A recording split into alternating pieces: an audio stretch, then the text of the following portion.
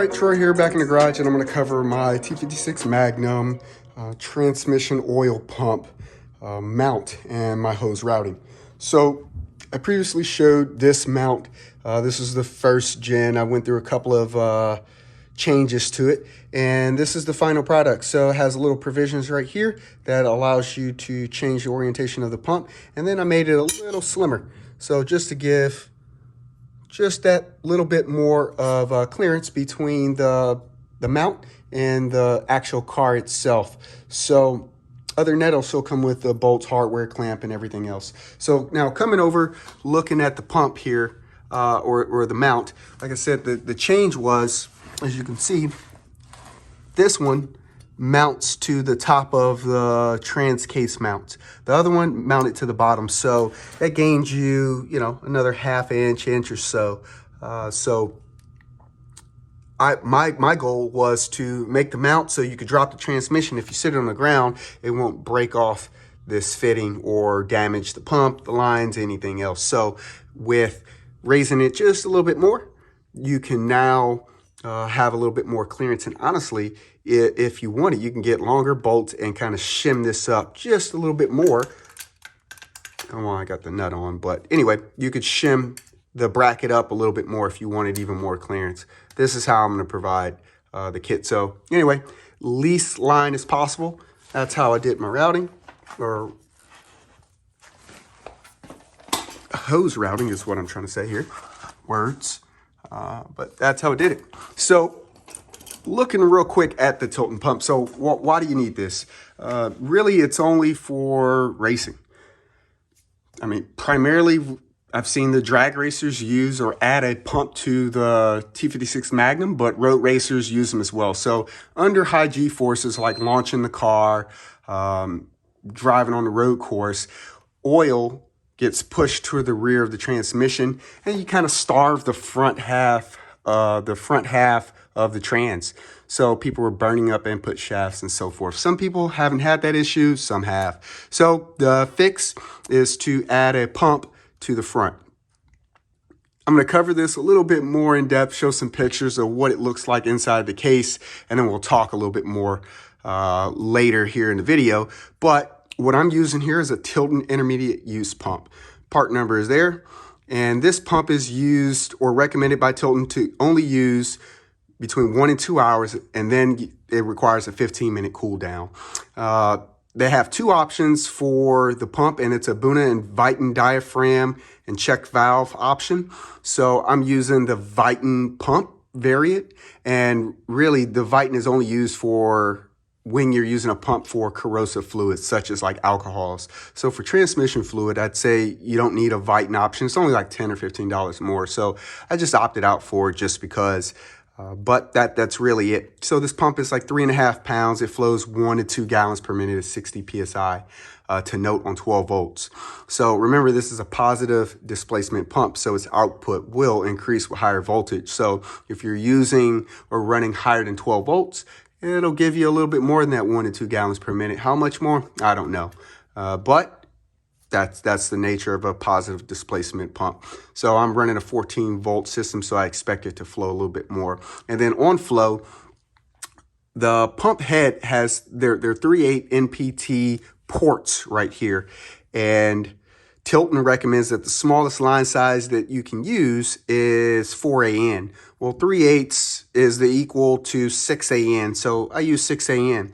Also, RPM and tick performance, they recommend 6 AN, so I figured that was good. Now, Tilton says that for maximum flow, they recommend AN8 or 8 AN. Again, I'm using 6 is equal to the 3/8 NPT, and then RPM and Tilk recommends that as well. So the other option to the pump is a continuous duty pump. That one can run full time. So turn the car on, turn your pump on, boom, good to go. But that pump is a couple of pounds heavier. It's comes in at 5.5 pounds, and it's the same OD or outside diameter is the same as this pump, but it's about 1 inch longer. Now, I don't know if the 1 inch longer is on the motor head itself or if it's just split equally, but I really think that you could use the continuous duty pump with this bracket as well because it's just longer. All you would have to do is just slide it within the bracket and then align the port to this little hole provision right here, and then there you go. You're good to cut. But anyway, that's the pump. We'll talk a little bit more about feed options into the front half of the case. And then again, I'll show you a cutout of the transmission, and then we'll kind of talk about that a little bit more. Yeah, so that's that. All right, I'm going to cover the parts that I use for my line installation. So right here at the transmission tail shaft housing drain, it's a 1/2" NPT to 6AN adapter. And starting off, I used all 6AN push lock fittings and hose. You can use whatever hose you want. Just use the same parts. It'll give you a similar result, or you can change it if you want. Anyway, 1/2" NPT to 6AN adapter, 90-degree fitting right there. That comes off to a 60-degree fitting. Then that goes to a Earl's inline 85 micron filter, mounted with a P-clamp, and I used a standoff. That's an aluminum standoff. It's about 1/2" or so, and these standoffs, they come in steel, stainless steel, aluminum, and plastic. I would not use a plastic. I probably should have used one a little bit longer to give me a little bit more clearance away from the mount.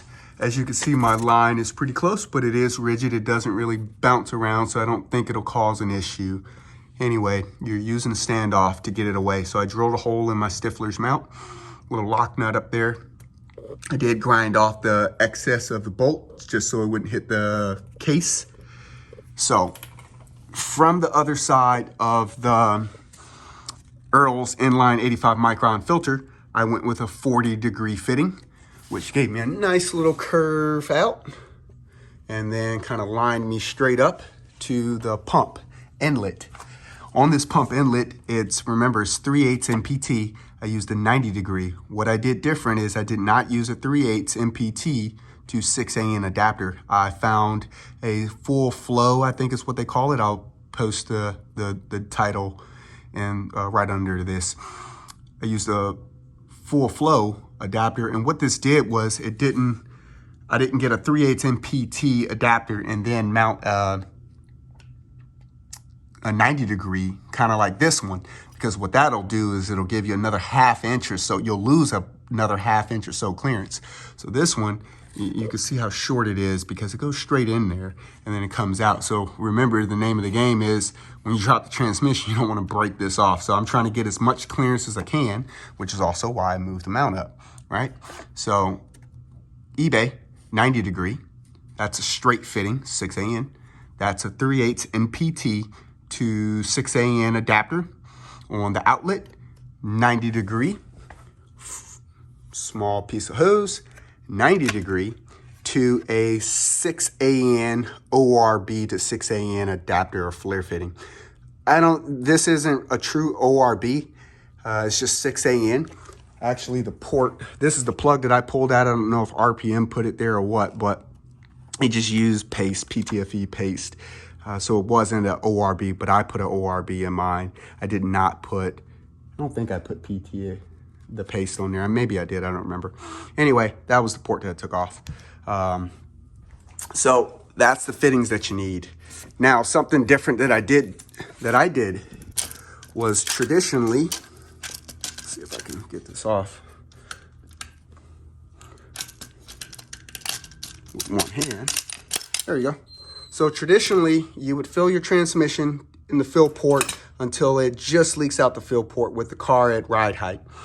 Normally, I just calculate I know how much oil needs to be in there to do that. That way I don't make a mess. And then that's what I pour in the shifter. So don't forget that now you need more fluid. So you can't do that if you already knew I put in exactly 3.4 quarts of transmission oil, because you have to account for the lines and the pump.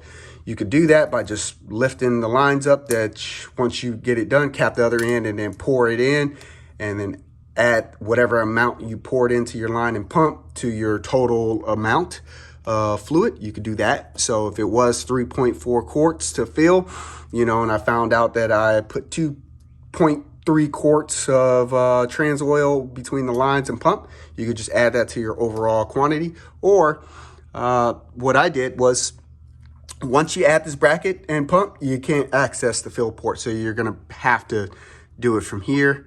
Or I guess you could take the pump off, but that would be too much work. What I did is, you can see, is I added a little sight glass. So the goal is with the pump installed, I can barely see the sight glass, but I can with an inspection mirror. So I picked up cheap sight glass from eBay. It's brass, glass, and a little piece of metal in there so you can kind of see. So I'm gonna fill the transmission with oil until I can just see it at the bottom of the sight glass, and then I'll stop. I ordered what I believe to be a higher quality one from McCaster Car, but this is the guy that I ordered off eBay. Came a little 2-pack. I think they were like 20 bucks or something. The one from McCaster Car is slightly more expensive. What I like more about it is that it had actual pressure limitation ratings and so forth. So I did that. And I'm going to give that a shot. And then also switched over my magnetic plug from goldplug.com to the front half drain port. So that is the routing of my setup. Thanks. Okay, trans is installed. I am using a Stifler's mount, and I have it oriented the way their instructions show for T56 Magnum. So as you can see, the curve curves up, and I got a large spacer in the bottom, small spacer in between. Anyway, this just kind of gives you an understanding of the clearance that you get with my pump. So you can kind of see there. And the tightest spots are right here, where you see that bump. Let's see if I can hold this light. So right here, you have about 6/10 of an inch, and right here, from this spot of the bracket to that seam sealer right here, you have 4/10 of an inch, roughly, a little bit more than 4/10 of an inch.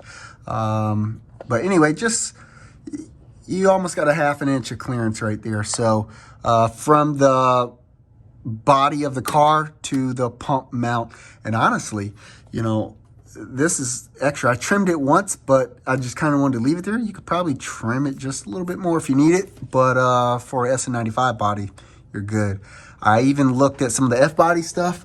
I think that this pump would, or this mount would clear no problem. So anyway, up here you have plenty of clearance straight down, so you can kind of see it. That's what you have there. Lots of clearance. Boom. And then just to give you a good sight picture here, that's kind of how it looks. So the tail housing of the transmission actually sits lower. I don't want to play tricks on you, but you can see that the tail housing here sits lower than the hose.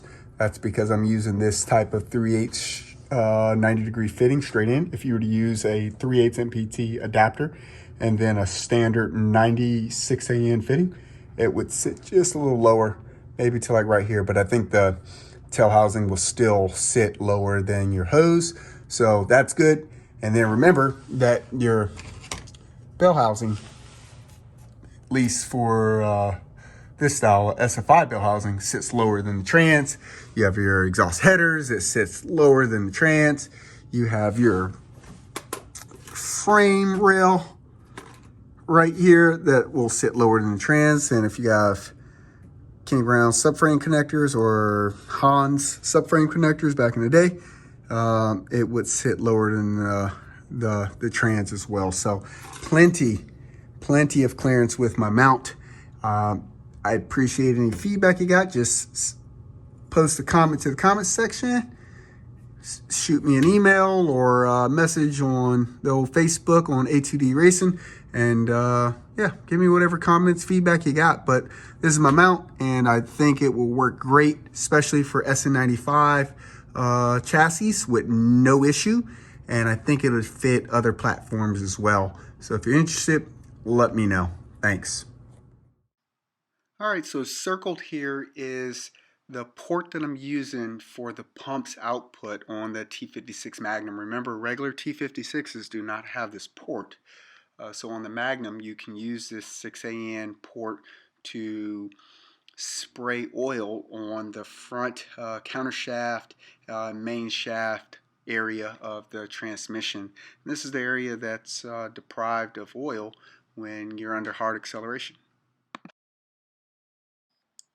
Number 1 indicates the fill port. You remove it, service it with oil until oil just drips out of the port, and you close it up. Now you have a properly serviced transmission. Number 2 is just highlighting the area where the oil is collected once it's serviced. So that countershaft at the bottom, it's pretty much submerged if the transmission is properly serviced. And as most manual transmissions, the Magnum uses splash lubrication. So as the gears on the countershaft spins in the oil, it transfers oil to the top main shaft gears and lubricates the main shaft and its components. The problem is under heavy G-forces like in drag racing, road racing, and spirited driving, oil tends to shift to the rear of the transmission. In those long pulls, the front half of the transmission may get starved of oil and damage components. Number 3 here, again, is highlighting the port that we're using to return fluid to the front half of the transmission. So yes, the pump is shooting oil out. The fact that it's shooting oil out on the front half of the transmission really isn't the big takeaway here.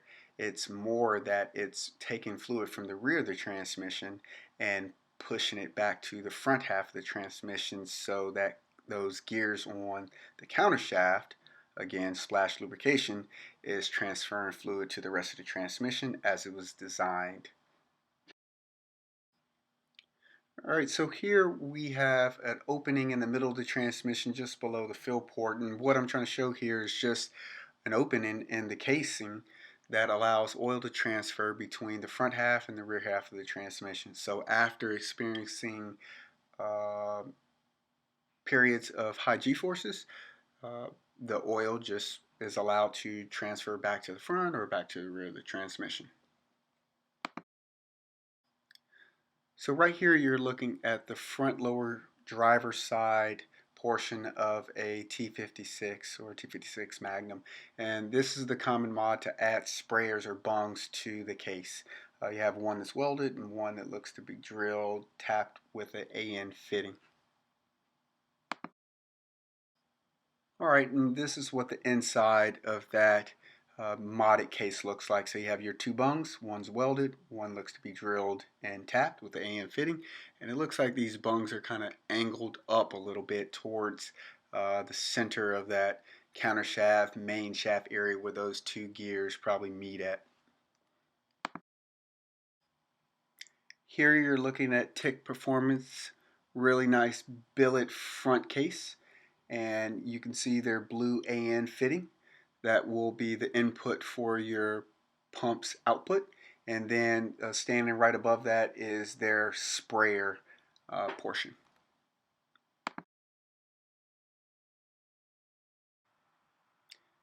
And here you see TIC's billet front plate sprayer in action. 3 separate streams, looks to be good. I'm not quite sure the angle that the sprayers are aimed at, whether it's aimed up or just kind of straight, but looks pretty good. So it's up to you to decide which route you want to take. I will say if you use TIC's billet front plate, you have to run a hydraulic throwout bearing. The other ways, you can use a manual cable or whatever. It's up to you to decide whether you want to ball out on a billet front plate and hydraulic setup, or if you want to take your trans apart and add 2 bungs, or if you just want to use the T56 Magnum's provided port to just return fluid to the front half of the transmission and let the splash lubrication process do its thing to lubricate the transmission. The point is if you're racing, you may want to use a pump to return fluid to the front half of the transmission. sure plenty of people out there have used no pump and had no issues or failures. There's some people that would argue that had failures with limited usage. It's up to you. I tell you, either way you go, you can still use the plate or pump mount bracket that I make and to mount your pump to your transmission and make it one seamless piece. Remove it and install it with the transmission and nothing to worry about. All right, thanks.